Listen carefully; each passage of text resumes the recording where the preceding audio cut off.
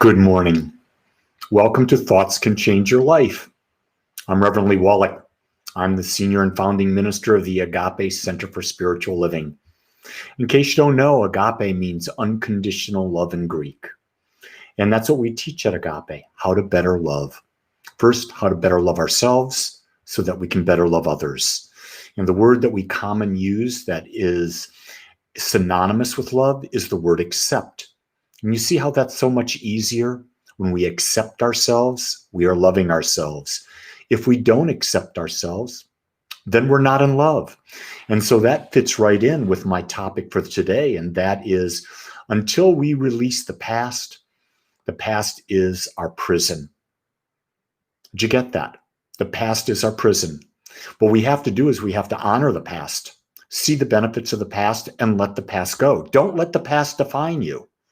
And this is what happens. Most people say, well, this happened to me, this happened to me. And they keep repeating the story over and over and over again. And when you repeat a story over and over again, you're creating an energy, aren't you? And that energy that you create surrounds you. You become that energy. As you are surrounded and become that energy, you become a magnet to that which you're talking about. So you'll notice that people who complain about things are constantly attracting the things that they're complaining about. Isn't that fascinating? It's not a complex thing. So when you look at your life right now, look at what you're saying. Look at what you're talking about. What's the story you're telling? What are you not willing to let go of?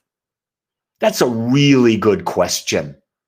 What are you willing to not let go of? And then again, why are you not willing to let go of it?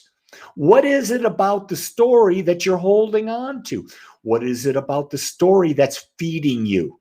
And you're saying, whoa, Lee, back off, boy. What do you mean that story's feeding me? Well, yeah, it's got to be feeding you. Why would you tell a story over and over and over again if you weren't receiving something from it? Now, you may say, I don't want what that story is giving me, but there's something that story is doing to you. It's feeding you. And it may be that you have a victim mentality and you don't feel worthy, so you keep telling the story to affirm you're not worthy. But by being not worthy and telling the story, people give you attention, and you thrive on getting attention because without the story, you felt, well, I won't get the attention. That's fascinating. But I've seen it happen over and over again, not only with others, but within my own life. And so what I've come to understand is, think about this. Each of us is a hot air balloon. And our job as a hot air balloon is to float up above so that we can look down as the observer. So what is the past? The past are sandbags attached to the balloon that stop us from going up. So man, when we release a piece of the past, the balloon can go up higher. When we release another piece of the past, the balloon can rise more. When we finally release all of our past, I don't know if that's possible. It's probable. But if we release it, then we rise to the perfect height where we get to observe life, and we're no longer a victim. And that's the coolest place to be able to sit and observe everything happening to you, everything happening around you, and not be emotionally attached. Can you even imagine what a thing that is? Can you imagine that today with all that's going on? Oh my God. Let me just say hi to Rodney, Maylan, Annette, Brandon, Quentin, and Shelley. Hey, if you're out there, check in. Let me know who's out there.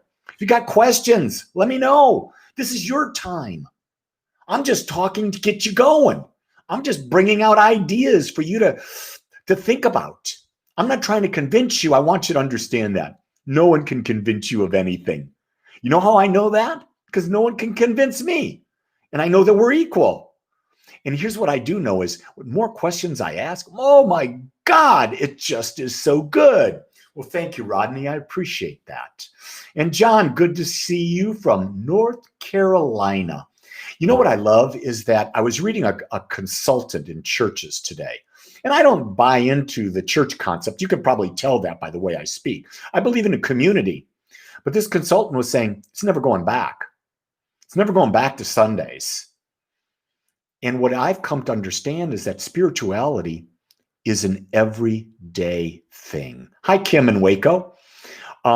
Everyday thing. That's what we're doing right now. This is spirituality. This is practical spirituality. And we do this every day. Why? Because every day is the perfect day to explore. Every day is to be reminded. So if we can be reminded to let go of the past, and we can do that a bit today, we're creating a better day than we've ever had. Now, here's the thing I'm going to share with you. Chances are the older you get, the more baggage, that's sandbags that are hanging on the bottom of that balloon.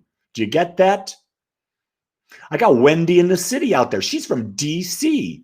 Oh my gosh, I love that. I got Houston with Renisha. I hope I said that right. Renisha. I got Brandon. He's in Atlanta.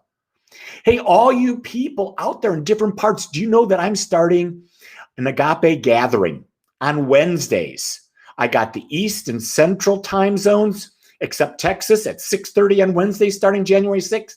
I have Texas at 7:30 starting on Wednesday, January 6th. And I've got the Mountain and the Pacific time zone starting at 8:30 our time on January 6th. If you want to be a part of that, send me an email. The purpose of the community gatherings is this: to share on Zoom, to connect on Zoom, and to explore. You know, this is a great venue, but I don't get to hear you. I don't get to hear your story. So that's why I'm setting up these communities where we can come together and do that. Because I think virtual is the future. I think there'll always be some form of in-person gathering. Right now, that's not the case, but the virtual is it. Look at me. I'm talking to people all over the United States. And when I do my meditations in the morning, I got people all over the world. And sometimes I have people all over the world on this. That would never have happened 10 months ago because I wasn't doing this. But what I've come to understand is that we connect in so many different ways, and we can form relationships in ways. But in order to do that, we got to let go of the image of the past. And the image of the past was this in spirituality: Sunday celebration service. Then plug into community events. No, it's not it. Every day we plug in. Every day I lead a meditation at 7 a.m. Every day I do a thought that can change your life. Every day I'm meeting with people, teaching classes, doing counseling. Every day I'm setting up groups where we can meet and connect. Why? Because that's life. It's in the now. But to be in the now, you've got to let go of the past. Zoe, thank you for that wonderful comment. Kavita, good morning to you. And so here's the thing. If you want to be a part of the group, my email is right down there in the description. rev.lee@agapecsl.com. Send me an email and your state, and I'll put you on the list and send you a Zoom link when it's time for January the 6th. Also, if you're interested in classes, I got 2 classes starting like the 18th and 19th of January. One is on self-love, and one is on universal spiritual principles. You can find all that out on agapecsl.com. Just go to the calendar. Love to have you in class. Everything's virtual. Everything. So, cut loose some sandbags. Let go of some past. Those sandbags are the jailer that's keeping you locked up. You deserve to be free. That's how you were born, free. So let's come out of prison together and let's live fully like we've never lived before. Until tomorrow, know that I love you just the way you are. Have a great day, everybody. Aloha.